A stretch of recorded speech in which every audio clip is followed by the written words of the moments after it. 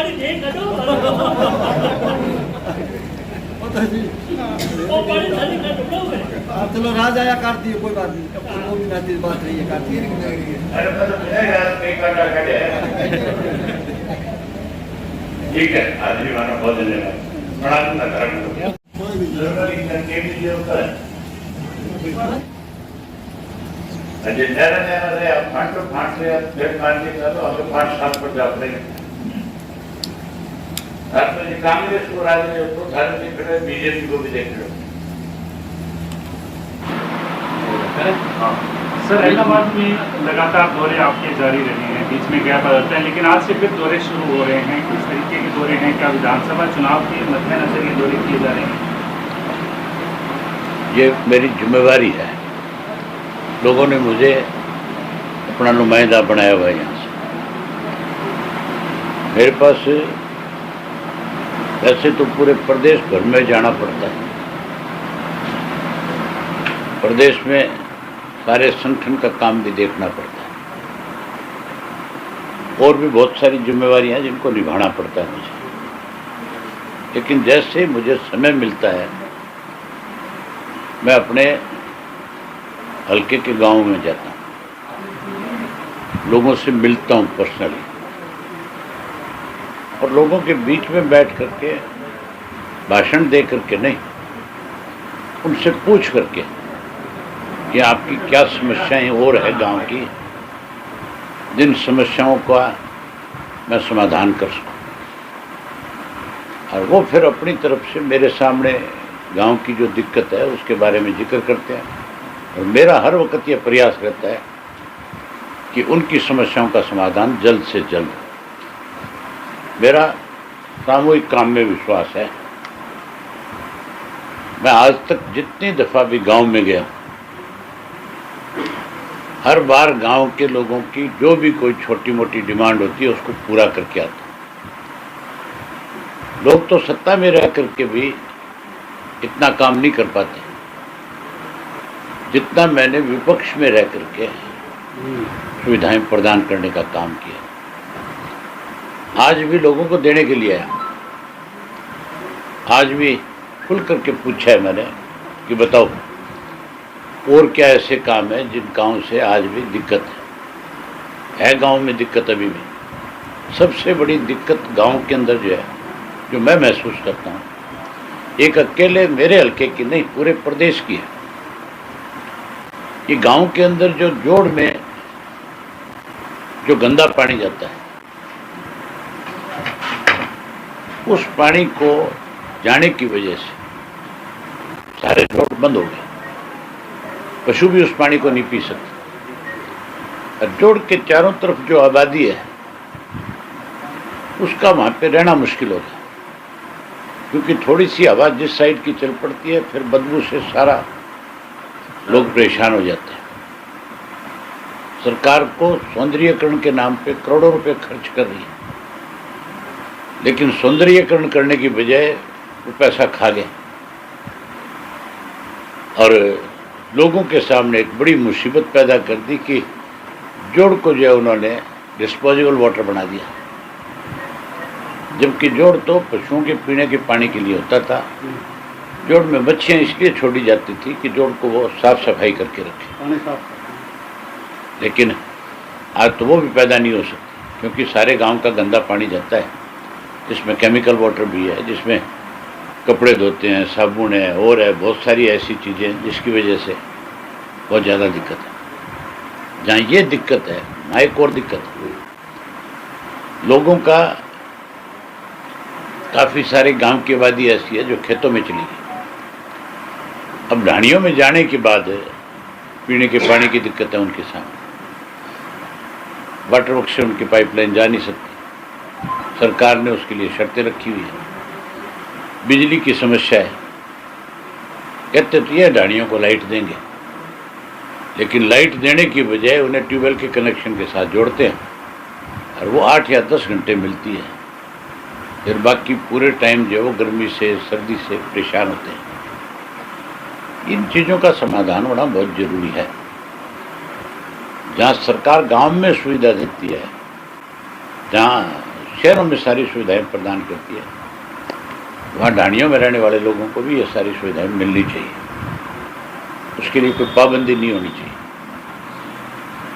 हमारी गवर्नमेंट बनने के बाद हमने पहले भी कोई भेदभाव नहीं किया था, आगे भी नहीं करेंगे। सबको सुविधा प्रदान करेंगे, सबको समान रूप से सारी चीज़ें उपलब्ध करा के देंगे।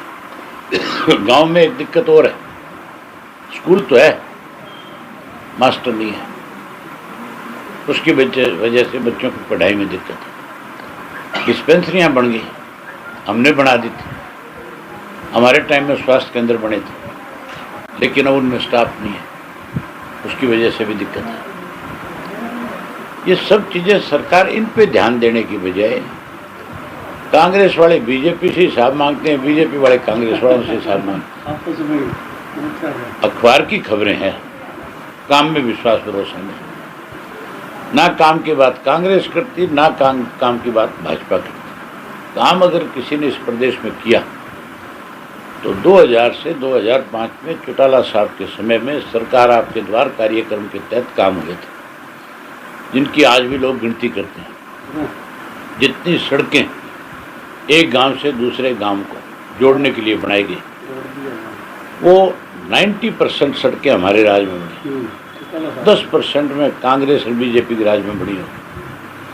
जितने स्कूल अपग्रेड हमने किए, जितनी टीचर्स की भर्ती हमने करी, किसी ने नहीं करी। जितना बिजली का सुधारीकरण किया, 24 घंटे बिजली मिलती थी, अब तो 8 से 10 घंटे लाइट है, उसमें भी बहुत सारे कट हैं, बहुत परेशानियां हैं। अब लोगों को चौटाला साहब का राज याद आ रहा है। अब बहुजन समाज पार्टी और इंडियन नेशनल लोकदल पार्टी का गठबंधन है। ये एक ऐसा गठबंधन है जो हर आदमी के गले उतरता है, जिसमें स्वार्थ नहीं है, जिसमें ये मान के चलो कि गरीब आदमी का सीधा लगाव और जुड़ाव है।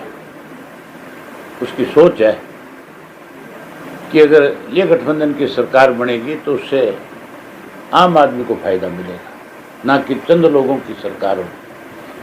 आज तो पूंजीपतियों की सरकार है। कांग्रेस के टाइम में भी पूंजीपति हावी था और भाजपा के टाइम में।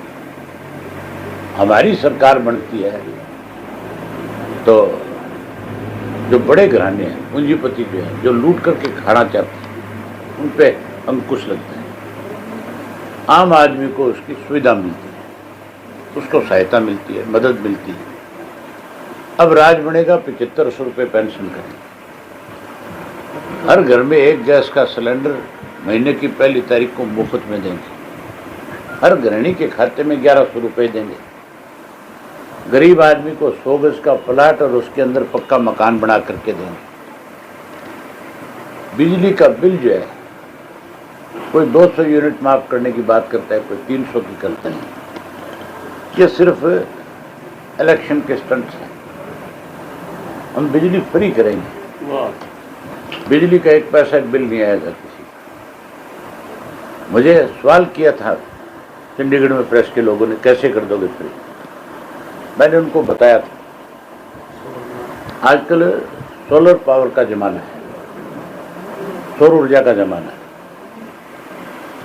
और 80% सब्सिडी है सोलर पे। उसमें भी लोग खाते हैं, उसमें भी कमीशन है। लगाने वाला भी पैसे लेता है, जिसको खरीद के लाओगे वो भी है, ठेकेदार भी खाते हैं।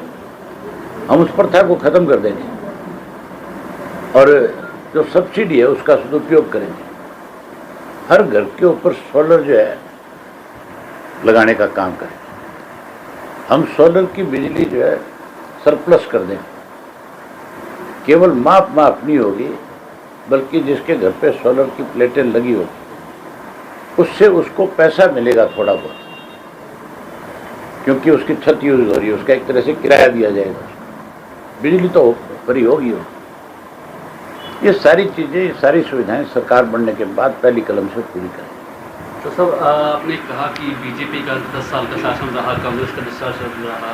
अब 2024 में दोनों पार्टियों में क्या भविष्य दिखता है? कोई भी पार्टी बहुमत में नहीं आएगी। हमारे हाथ में रहेगा सारा मामला। और जब हमारे हाथ में ये बात आएगी, बागडोर जब हमारे हाथ में होगी इस चीज़ की, तो फिर 100% हम अपनी सरकार बनाएंगे। हम किसी के दरवाजे पे जाएंगे नहीं, हम तो अपना राज बनाएंगे और लोगों से किए हुए वायदे पूरे करेंगे। पिछले 2-3 महीने से यहाँ पर मोगी और लाइब्रेरी के नाम पर भ्रष्टाचार की खबरें काफी ज्यादा आ रही है। पिछले 2-3 महीने से नहीं, पिछले 5 साल से लाइब्रेरी के नाम के ऊपर लूट है। और पाइपें दबाने के नाम के ऊपर इस किस्म की पाइपें ला करके लगाई जाती है जो 4 दिन नहीं चलती, टूट जाती है। इन सब चीज़ों की इंक्वायरी होनी चाहिए।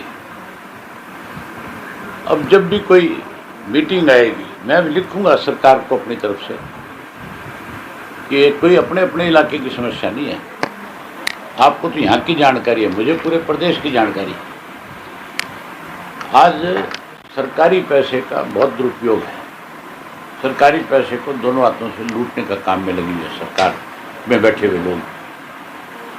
हम इंक्वायरी की मांग करेंगे और ये करें कि ना करें, हमारा राज बनने के बाद ऐसे लोगों को सख्ती से निपटेंगे। कांग्रेस ने जो कानून पास किए, बीजेपी जो कानून पास की, भले वो पोर्टल वाला सिस्टम, जिससे हम लोग काफी परेशान हो गए, आपकी सरकार बनने के बाद लोगों को राहत मिलेगी? बिल्कुल मिलेगी, हर हालत में मिलेगी। हमने एक भूपेंद्र सिंह हुड्डा के खिलाफ चार्जशीट दी थी 400 पेज की। भाजपा ने 10 साल निकाल दिए, उस पर कोई काम नहीं किया। अब हमारी दी हुई चार्जशीट के ऊपर अब आंख खुली है भाजपा की। अब भाजपा वाले कह रहे हैं कि जो जमीनें दफ़ा 4, 6 और 9 के नोटिस के बाद रिलीज करें, हम उसकी इंक्वायरी कराएंगे। अब ईडी वाले उसकी इंक्वायरी में लगे हुए हैं। अगर ये काम है, हमने जब इनको चार्जशीट सौंपी थी उस वक्त शुरू कर देते हैं, तो जिन लोगों ने उसमें लूट मचाई थी उसका सीधा सीधा एक तरीका था। शहर के साथ लगती हुई ज़मीन जो है, जिसकी कीमत बढ़ रही थी, जिसके सरकारी रेट जो बढ़ाई नहीं गए थे, गवर्नमेंट की तरफ से बिल्डर लॉबी जो है वो सत्ता में बैठे लोगों के साथ मिलकर के उनको नोटिस दिलाती थी दफ़ा 4 और 6 कि तुम्हारी ज़मीन एक्वायर करेंगे। बहाना बनाते थे, यहाँ सेक्टर काटेंगे, यहाँ यूनिवर्सिटी बनाएंगे, यहाँ कुछ और करेंगे उसके नाम पे। और उस ज़मीन को बिल्डर जब जा करके उस किसान के साथ एग्रीमेंट करके ख़रीद लेता था तो उसको रिलीज़ कर देते थे। उसमें सिर्फ एक नोटिंग देते थे कि इसकी ज़रूरत नहीं है सरकार को, इसलिए हम इसको रिलीज़ करें। जो करोड़ों रुपए एकड़ की ज़मीन थी, किसान को 20-30 लाख रुपए में देनी पड़ती थी। हमने उसकी डिमांड करी थी कि ये बहुत बड़ा भ्रष्टाचार, इसकी जांच हो। खास करके एनसीआर जो एरिया था, दिल्ली के साथ गुड़गांव था, सोनीपत था, झज्जर का इलाका था, मेवात का इलाका था, फरीदाबाद पलवल का इलाका था, उसके अंदर जो ज़मीनें थी 72,000 एकड़ ज़मीन ऐसी है जिसको सरकार ने बिल्डर को देने के लिए किसान को मजबूर किया। अब उसकी जांच हो रही है, अब उसमें हुड्डा का नाम आ रहा है। अब आंख खुली है इनकी। हम तो ये कहते हैं देर आए दुरुस्त है, इंक्वायरी हो, जो दोषी है उनके खिलाफ कार्रवाई।